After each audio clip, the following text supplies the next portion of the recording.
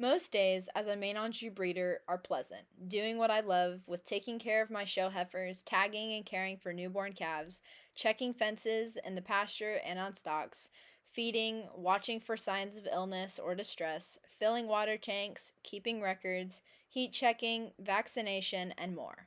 Sounds great, right? Well, let me take you back to 6 months ago for my day in the life of a Maine Anjou breeder, to the 30-degree below with blizzard-like winds in January. My sister, who is the Maine Anjou princess, and my dad were in Denver helping with the shows, and my mom, myself, and my two little sisters were doing our best to keep the new baby lambs alive, make sure that the show heifers and bulls at home were fed and protected, and of course take care of the cow herd that was on stocks. Being a cattle producer takes a tremendous amount of faith and hard work. Mom and I were stressed, and we knew the cows on stocks had enough water for another couple of days before we needed to haul them some. That is, if the tank heater was keeping up. And we also knew that they needed some cubes and hay since their food source was covered up. They were in a field about half a mile from our home, and we could see the field from upstairs window, but they were nowhere in sight. The drifts in our yard and on the road were far too deep to get through with a pickup, and digging by hand to get to the tractor wasn't an option, as it wouldn't even start in the Arctic tundra.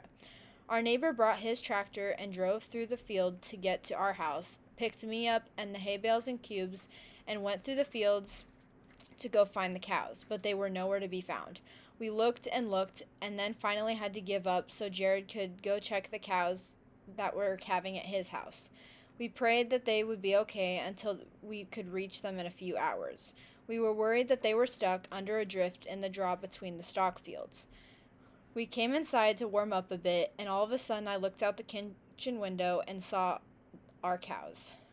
Mom ran out of the house and then turned around and said, "I should probably put a coat on," which would have been a good idea, considering it was well below zero outside.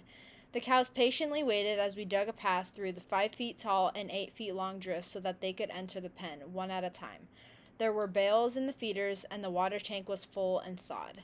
They were so happy, and we were relieved. You see, even on the most stressful days as a Maine Anjou breeder, it's rewarding.